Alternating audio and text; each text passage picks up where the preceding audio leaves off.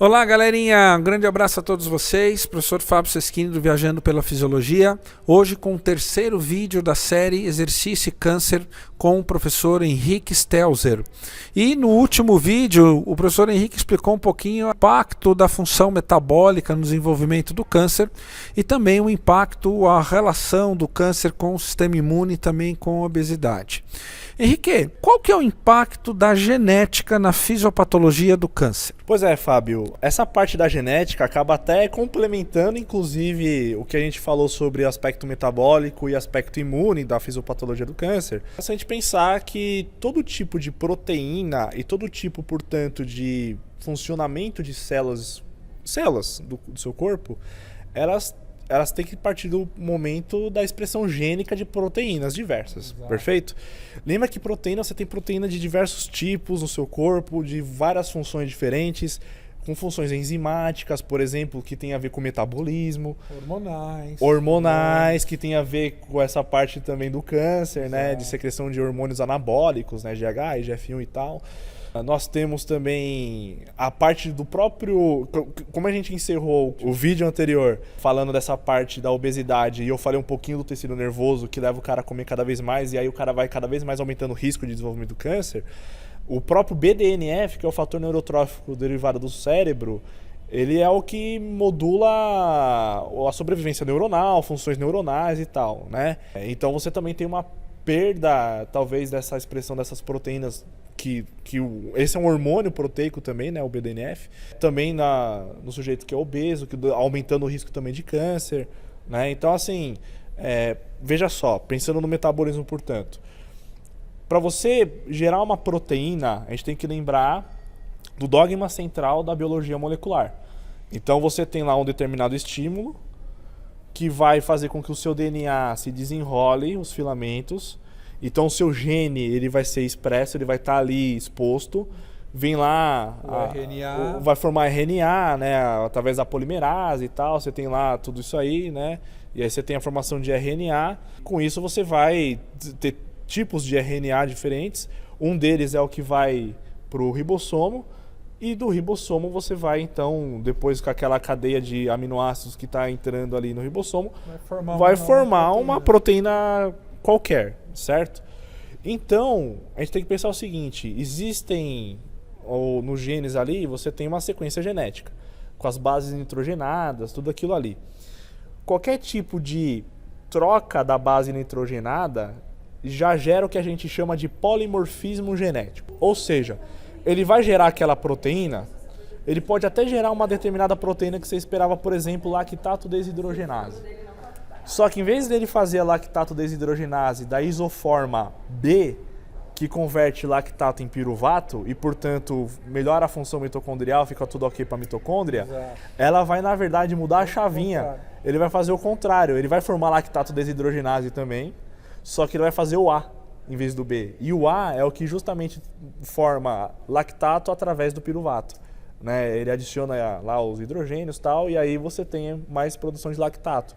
Então, esse é um exemplo metabólico de uma enzima metabólica, né, que tem polimorfismo por conta de uma desregulação genética. Né? E aí você tem o próprio oncogene, que chama CMYC, é C-MYC, que é um gene característico para a formação de câncer, né, de sobrevivência de célula cancerígena. Você tem uma outra proteína que é o fator indutor de hipóxia 1, que ele é aumentado em células cancerígenas por polimorfismos também, né?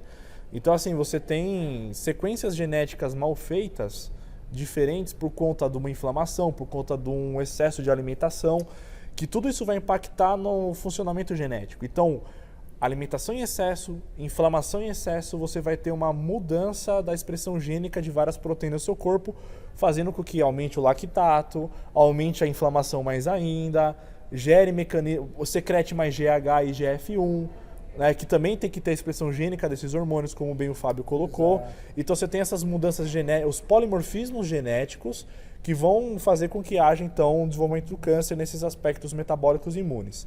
Ao mesmo tempo que aquela célula imune que a gente falou que é defeituosa e não reconheceu a célula cancerígena, portanto a célula cancerígena ficou livre para se desenvolver, porque não teve nenhum as células imunes não agiram para destruir aquilo ali, você tem o próprio polimorfismo genético do receptor das células imunes. Exato. Né? Então nós temos os toll-like receptors, tal, né? Então nós temos receptores que estão dentro das células imunes, que elas têm que reconhecer aquela célula problemática. Por que não reconhece? Porque tem polimorfismo ali também. Tem uma expressão gênica errada ali acontecendo também. Né? Interfere no processo, né? E aí acaba interferindo no processo. Então tá vendo, gente? Professor Henrique falando termos muito bacanas aqui da fisiologia. E a fisiologia do sistema imune, eu gosto bastante de ministrar aula sobre sistema imune e exercício. Tem que estudar, gente, tem que estudar para poder entender. Henrique, uma pergunta: como que o exercício, de uma forma geral, ele pode primeiro atuar na prevenção do câncer? Depois nós falamos do tratamento, né? Mas como que o exercício, de forma geral, pode minimizar o risco de uma pessoa desenvolver câncer? Vocês estão vendo que nós estamos aqui com o microfone, nós estamos no hotel aqui em Campinas. Aliás, agradecer o pessoal aqui do hotel que cedeu aqui espaço para nós. E aí nós estamos adaptando aqui do jeito que dá, certo? O Henrique é um cara descolado, show de bola, não está ligando para isso. Mas nós estamos aqui fazendo nosso trabalho. Então, Henrique, como que o exercício pode auxiliar na prevenção do câncer? Veja só, o próprio Fábio colocou o aspecto da contração muscular e a relação com miocinas, que nada mais são do que citocinas musculares, hormônios musculares secretados para que haja uma redução de inflamação, por exemplo. O que isso quer dizer? Vamos pensar em termos práticos nesse aspecto. As células imunes, elas podem ter ações tanto pró-inflamatórias quanto anti-inflamatórias, perfeito? Então para ter a comunicação entre as células imunes, entre elas e também entre as células hematológicas gerais, né, que também tem os eritrócitos e as plaquetas, e também as células neuronais também, né, também são envolvidas nesses processos. Então, o meio de comunicação dessas células entre elas e com diversas outras células do seu corpo, a gente precisa das citocinas. Citocinas são hormônios proteicos que servem tanto de comunicação quanto de aplicação direta de uma célula imune para ser efetiva fisicamente para alguma ação específica, mecânica, né? Ali, né? Então, por exemplo, nós temos algumas citocinas pró-inflamatórias, TNF-alfa, por exemplo. A interleucina 6 ela pode ser pró-inflamatória quanto anti-inflamatória, dependendo da onde ela está agindo e como está agindo. Então, por exemplo, a interleucina 6 no fígado aumentado estimula a produção do próprio fígado de proteína C reativa, que é uma proteína pró-inflamatória, porque ela vai, como se fosse um Pac-Man, né? Exato. Ela se liga na cabeça de fosfocolina e destrói membranas de tecidos e células em geral, e isso gera inflamação. O que é ruim. O que é ruim, né? Ao mesmo tempo que ela pode ser anti-inflamatória a partir do estímulo dela também de produção de interleucina 10, que é anti-inflamatória. Eu citei agora a proteína C reativa, eventualmente, mas como que funciona no músculo? O músculo esquelético, quando contrai, ela tem essa miocina. Uma das miocinas que são bastante discutidas na literatura científica, a que mais bate-se nela, é a própria interleucina 6. Ela no músculo, ela é anti-inflamatória. E aí, quando você contrai o músculo, de qualquer tipo de exercício que seja, essa interleucina 6 anti-inflamatória migra do músculo, vai para a corrente sanguínea, e da corrente sanguínea caiu na rede é peixe, né? Ou seja, todos os tecidos, vai para vários tecidos do seu corpo. Então você começa, aquilo que estava inflamando, você começa com o exercício físico através da interleucina 6 muscular, uma miocina muscular, que é ela, então, portanto, essa interleucina 6 específica que está vindo do músculo, ela está contrarregulando isso, ou seja, ela está diminuindo a inflamação geral do seu corpo. Então, isso é essencial para que haja uma redução da inflamação do seu corpo como um todo. Isso já afeta diretamente aquela célula potencialmente cancerígena que poderia se desenvolver, já reduz a inflamação dela, portanto, ela já não vira um tumor. Segundo ponto importante, já que a obesidade é um fator de risco para desenvolvimento de câncer, e a obesidade tem a inflamação crônica como sua característica, você também está reduzindo a inflamação dos adipócitos.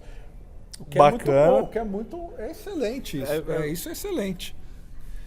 Então tudo isso é excelente. Então, daria para resumir assim, né, Henrique? A contração muscular parece que é o segredo da prevenção do câncer. Por quê? Porque você cria um efeito contrário àquele que permite, vamos dizer assim, um microambiente celular favorável para o desenvolvimento do tumor, não é isso? Perfeitamente. Inclusive a gente tem evidências, algumas poucas evidências, mas são bem promissoras também, né? Então a tendência dos próximos 5 anos é aumentar essa produção em termos de genética, que é o efeito epigenético do exercício físico. O exercício físico modula a expressão gênica que estava problemático e transforma a chavinha para uma coisa melhor. Aquele gene vai expressar melhor aquela proteína, né? Então isso chama epigenética, né? Então você tem vários caminhos nesse aspecto aí. Muito bem, então eu queria agradecer aqui as explicações do professor Henrique Stelzer e continue ligado porque no 4º vídeo da série Exercício e Câncer, o professor Henrique vai comentar um pouquinho como que quais são os benefícios do exercício no tratamento do câncer, aí é na pessoa que já tem o câncer diagnosticado e obrigatoriamente como prescrever exercício para pacientes oncológicos, quais os cuidados que devem ser observados pelos profissionais de educação física. Então, fique atento no Viajando pela Fisiologia. Um grande abraço e nos vemos no próximo vídeo.